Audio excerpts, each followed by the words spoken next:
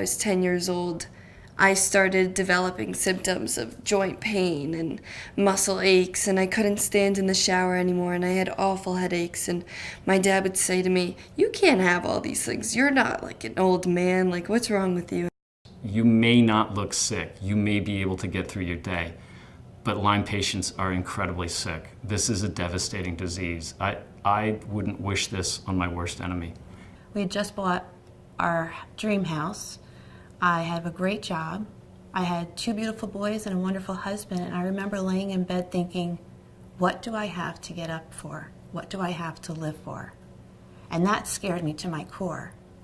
I mean, there were times I'd have to hold the banisters to get up the stairs. I couldn't physically. I almost had to lift my legs, my knees, my arms. There wasn't a part of me. I would lay in bed at night and say to my husband, it's okay if I die tonight, because it's okay. Anything's got to be better than living like this. I was also worried because, and even terrified, because none of the doctors around me had any clue or even tried to figure out what was going on. And I think had it not been for Rania, I feel that she saved my life. What's very interesting with all my patients is they all came with the same story. We are being, as I said before, we've been misdiagnosed, we've been through $1 million workup, we've been through tons of things and nobody can find anything. I came to you at first July of 2013 when I was at my worst. Right. Many years before that, different symptoms, not really sure what they were. Anxiety, panic attacks, depression, numbness, aches and pains, fatigue. They just said, you're depressed, take some Zoloft, and that's what I did for 4 years, and I got by. I went to allergist and a rheumatologist and my regular primary, and they, he was baffled by what was wrong, and my hair was falling out and neurological symptoms. And I basically said to my primary, I want to go to the neurologist because I don't think a dairy allergy or a gluten allergy should make your hair fall out in clumps. I don't think I should be walking into walls. And that's when I came here and I saw your lovely symptoms list, and I had almost every symptom on the page. I remember that. Every symptom checklist. All of them are positive. Yeah, that was great. Well, I remember when you came, you were a basket case. I mean, you were like crying all the time, couldn't think, couldn't function, thinking you're going to die from MS. Yeah. That's you're done, and with your 2 kids, who's going to take care of them? And that's oh my God, the whole world is crashing on you. Yeah. And then I told you, all right, so basically, let's do the blood test, and then go from there. Yeah. And all of them had mentioned to their doctor, and that's the interesting part, could it be Lyme? And almost 99% of them would say, no, it's not Lyme. I started getting very sick. Like every 6 weeks I would get an infection, and I was getting weaker, and my brain function started to go very poorly. And a friend of mine had told me about you having saved her daughter's life about 5 years previously. Oh. And I said, I need to go see a doctor who understands that there's something more beyond just the regular stuff. And that's when I came to see you. I was so sick. I'm upset that I lost. It's hard to lose that many years. No, I know. It's hard to lose 20 years of your life. Yeah, it is hard. But you hear the same story almost from everybody, how much they lost from their life because they were so misdiagnosed. And they're very passionate with me because the same way they've been through years of misdiagnosis, testing, thinking their life is done, given the diagnosis of MS, given the diagnosis of ALS, given the diagnosis of Parkinson, given the diagnosis of a heart disease. And I went to a noted cardiologist who said, your heart's beating funny because you're tall, you have a PDC. Drink more water, take B12, you'll be fine. They did batteries of tests and came up with lupus. I had my parents take me to every top doctor in every area of medicine, and everyone told me that they didn't know what was wrong with me. They couldn't put a finger on it. I just went from doctor to doctor, and everybody just simply said, here's your prescription, take this, you'll be okay. My pediatrician looked at me and she goes, it's all in your head. Like, you're manifesting everything in your head.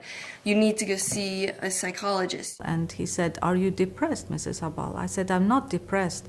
I'm just very frustrated because I have all these very random symptoms, And I get treated for each one of them, but no one is actually figuring out what the matter is with me. So when all of them come and I tell them about my own journey with Lyme and my own symptoms, that's the first point that make them take a deep breath. And they realize that I really know what I'm saying because I have it. I mean, I'm here, I'm struggling with it. I did struggle with it, I'm struggling with it, and I understand exactly where they're coming from.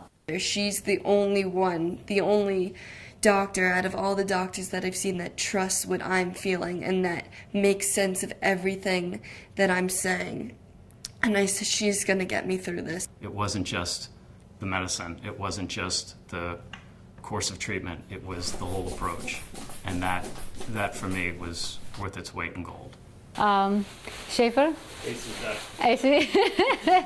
Are you driving back, by the way, or? Yeah, I'll leave after this. Nobody wants to be a cork just floating in the tide. You want to feel like you're steering your own ship. And I feel like I'm in the wheelhouse with the doctor. And that makes it a whole lot easier to sleep at night. A whole lot easier. So in my practice, every time I get a new patient, the first question they ask on the phone is, what's Dr. Rifai protocol?